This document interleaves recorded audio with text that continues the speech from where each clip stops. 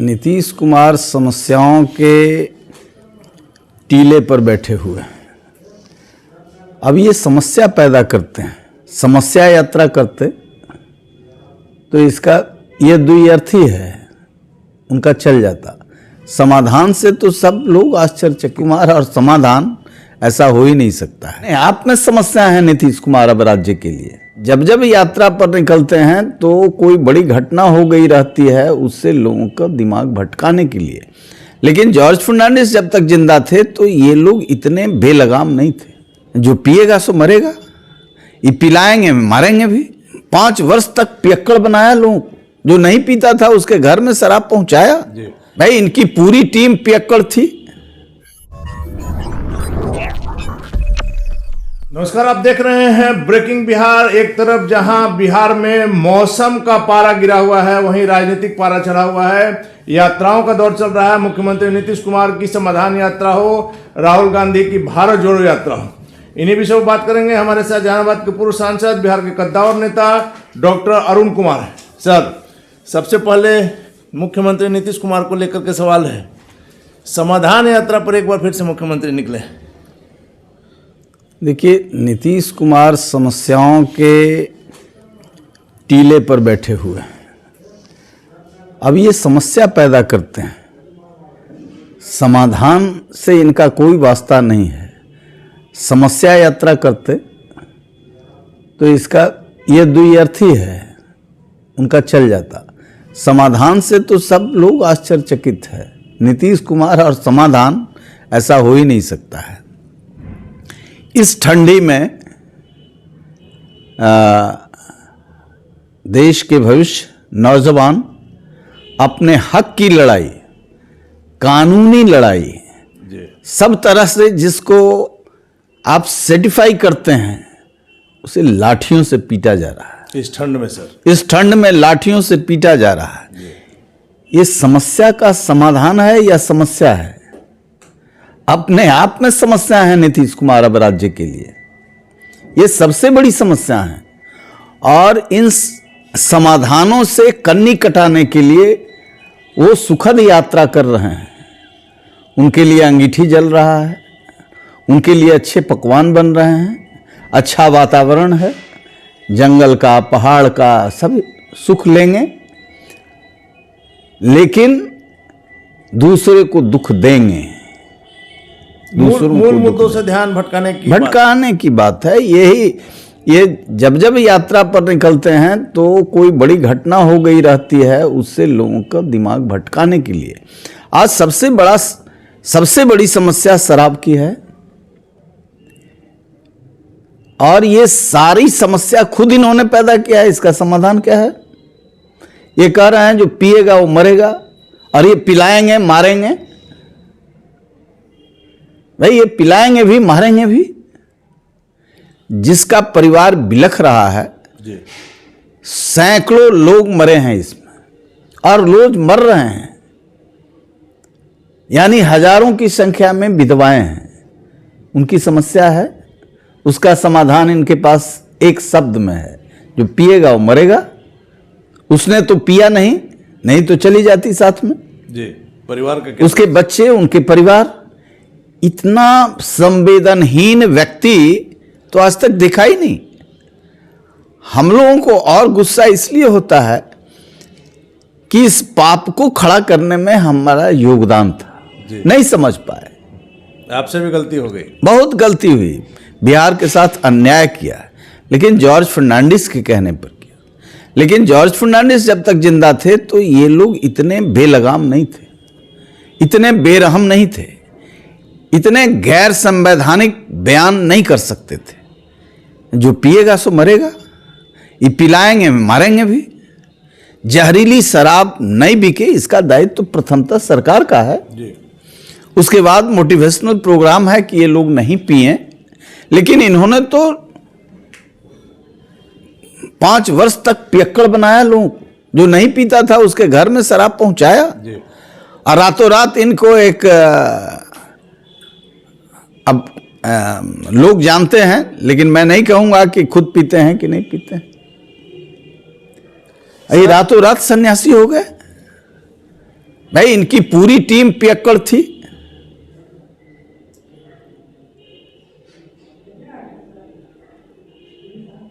और ऐसे में समस्या का समाधान, समस्या तो इतनी है जिसका समाधान ढूंढने पर पटना में बैठ के समाधान हो सकता है।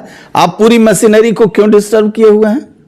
ये जाड़े का वक्त है, पहला काम है लोगों को जो गरीब है, जिसके शरीर पर न्यूनतम वस्त्र है, उसे वस्त्र उपलब्ध कराइए, अलाव की व्यवस्था कीजिए, सार्वजनिक जगह पर अलाव की व्यवस्था कीजिए। समाधान तो पटना में बैठ के कर सकते हैं, लेकिन ये समस्या लोगों के लिए बनने चले गए हैं, घूम रहे हैं, आनंद ले रहे हैं, राजा घूम रहे हैं। सर, एक तरफ जहां आपने हमेशा खुले मंच से स्वीकार किया है कि मुख्यमंत्री नीतीश कुमार जी को और यहां तक पहुंचाकर आपने जो गलती किया है उसका आप प्रायश्चित भी कर रहे हैं, और साथ ही साथ कल जिस प्रकार से प्रशांत किशोर ने सर कहा है कि मुख्यमंत्री अपने अमला को छोड़ करके एक बार किसी गांव में घूमकर दिखा दें, वो तो सत्य है, वो घूम रहे हैं।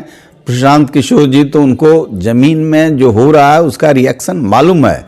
भ्रष्टाचार नक से सिक तक है, गैर कानूनी काम नक से सिक तक है, फर्जी डिग्री वाले लोग नौकरी पा रहे हैं। आप समस्या का समाधान ढूंढना चाहते हैं? आप 6 साल से डिग्री नहीं मिली है मगध विश्वविद्यालय में जी। फर्जीवाड़े का अड्डा है, और कितने कुकर्म हुए हैं। जिन बच्चों ने वहां से डिग्री हासिल किया उसको डिग्री नहीं मिल रही है। इससे बेशर्म कोई व्यवस्था हो सकती है?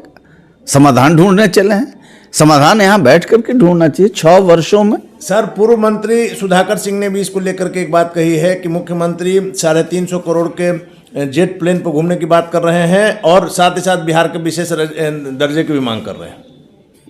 दोनों में सुधाकर जी की आत्मा जागृत है, नौजवान है, नौजवानों में साहस होनी चाहिए सत्य बोलने का। मैं उनका पीछे भी सैल्यूट किया कि ऐसे नौजवानों की ज़रूरत है। अब तो हम लोग नीतीश कुमार के साथ रिटायर करेंगे जी। जो होना था सो हो गया, लेकिन इनके कुकर्मों को देखते रहे, कोई बोला नहीं। बड़े बड़े तपस्वी, बड़े बड़े लेखक, चिंतक अगल बगल रह के सिर्फ व्यक्ति को, अपने को देखा और इनके कुकर्मों को नहीं देखा, उस पर पर्दा डालते रहा। इससे समाज भी दोषी है, जनता भी दोषी है। ऐसा नहीं है, जो भुगत रही है जनता भी दोषी है। आप बीटेट सीटेट के विद्यार्थियों की दुर्दशा को देखिए, समाधान ढूंढ रहे हैं। 2 लाख पारा फोर्स की ज़रूरत है, डॉक्टर्स की ज़रूरत है। जो 20 साल पहले हमारा सृजित पद था उसके हिसाब से आज पॉपुलेशन बढ़ा है, उसके हिसाब से नहीं जी। पहले के हाँ, डॉक्टर नहीं हो तो आप इलाज क्या करेंगे? आबादी के हिसाब से डॉक्टर जी। तो इनके यहाँ इसका समाधान नहीं है। हड्डी का डॉक्टर डिलीवरी करा रहा है, ऐसी अराजकता। लेकिन सर, सुधाकर सिंह के बयान से तो महागठबंधन की नैया डगमगा रही है। अब ये नैया डूबने वाली है, उनके बयान से क्या डगमगाएगी? ये पाप का घड़ा बहुत भर गया है। लेकिन आपके पुराने साथी उपेंद्र कुशवाहा भी रहे हैं सर, उन्होंने भी परसों कहा, जब सुधाकर सिंह ने उनको कुछ सच्ची बात से अवगत कराया, किस प्रकार से उन्हें बंगले से बाहर किया गया था, और तो उन्होंने कहा कि हमारा और नीतीश कुमार का डीएनए एक है और किसी स्थिति में हम मुख्यमंत्री जी का अपमान बर्दाश्त नहीं करेंगे। और जिस प्रकार से तेजस्वी यादव का बयान आया उस पर भी उन्होंने अपनी नाराजगी जाहिर की। देखिए, मैं वैसी कोई बात नहीं बोलता हूं जिससे मुझे पछताना पड़े बाद में जी। उपेंद्र कुशवाहा जी ने अपना डीएनए और उनका डीएनए मिलवा दिया। पहले तो कहते थे हमारा डीएनए उनका डीएनए डिफरेंट है जी। समय के साथ डीएनए भी चेंज हो रहा है क्या सर आज की राजनीति में? नहीं होना चाहिए। इसलिए उपेंद्र कुशवाहा हमारे मित्र हैं और उनमें बड़ी संभावना हम लोगों ने देखी थी जी।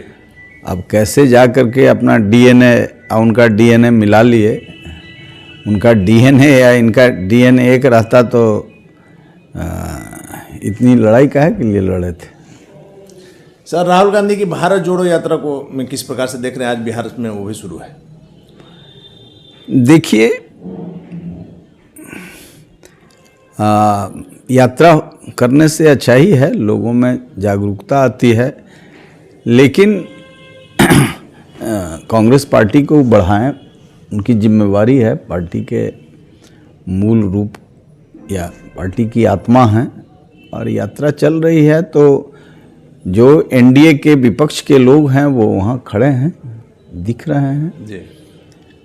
मास लीडरशिप अभी राहुल गांधी को नहीं मिला है, और उसके लिए उन्होंने अपनी पर्सनैलिटी को भी बिल्डअप नहीं किया है या परिस्थिति नहीं होने दिया है। अभी मैं मानता हूं कि नरेंद्र मोदी का कोई विकल्प नहीं है, कोई वैकेंसी नहीं है अभी। वैकेंसी का नहीं है, मैं कह रहा हूं विकल्प ही नहीं है। कोई विकल्प सामने खड़ा हो तब ना, कोई व्यक्ति ऐसे विकल्प के रूप में 10-12 हैं, लेकिन 10-12 के टिक्की को जोड़ दिया जाए तो ये विकल्प नहीं बन पाते हैं। कारण कि जो 70 वर्ष में गड़बड़ी हुई है इस देश में, एक एक करके संभल के वो इसका काम कर रहे हैं, लेकिन उनके यहाँ भी कुछ ऐसे लोग हैं जो अलबल बकते रहते हैं। राष्ट्र निर्माण एक बड़ा संकल्प है, और जैसे वीर सावरकर पर अब इतिहास भूगोल जानते हैं कि नहीं पढ़े हैं कि नहीं पढ़े हैं, या अधूरा ज्ञान है, गूगल का ज्ञान से आजकल तो राहुल गांधी सावरकर का नाम लेते हैं तो वही घिसी पिटी बात। सावरकर जैसा वीर तत्व इस देश में रेयर पैदा हुए। कहते हैं माफ़ी मांग लिया, इनको हिम्मत है कहेंगे छत्रपति महाराज शिवाजी के बारे में 3 बार मुगलों से समझौता किया। अरे ये तो पार्ट ऑफ स्ट्रेटजी है, लेकिन उससे बड़ा शिखर पुरुष आज़ादी की लड़ाई में अंग्रेजों से लड़ने वाला, तो वीर शिवाजी को कहें कि हम समझौता कर ले। 3 बार वीर छत्रपति शिवाजी ने किया। छत्रपति जी का गुरिल्ला वार का ही तो ये पार्ट है स्ट्रेटजी, 2 कदम आगे 1 कदम पीछे। तो अभी भी जो अज्ञानी लोग बोलता है वही मुद्दा, वही चीज़ सावरकर लेकर के राहुल जी घूम रहे हैं रोड पर। भाई जिसने इतना कष्ट झेला, जो एक टापू पर सेलुलर जेल बनाया गया जिस व्यक्ति के लिए, जिसका पेड़ ईंट पहाड़ उसके ये को, जिसका सेल जो बनाया गया ऐसा जो भोजन के अलावे कुछ देखा ही नहीं सकता, और देख सकता है तो फांसी, देश की आज़ादी के कभी जाएं सेलुलर जेल में राहुल गांधी और देखें जिसको कोल्हू के बैल में लगाया गया और कोड़ों से पीटा गया जी। वो जानते थे कि समझौता इसलिए करना चाह रहा है कि फिर पूरी दुनिया में, यूरोप में भी सावरकर के मानने वाले लोग थे तो ये फिर कुछ कर देगा, इसलिए वो पानी के जहाज से कूद करके, अथाह सागर में कूद करके, और फिर उसी ओजस्विता के साथ उस काम में लग जाता है।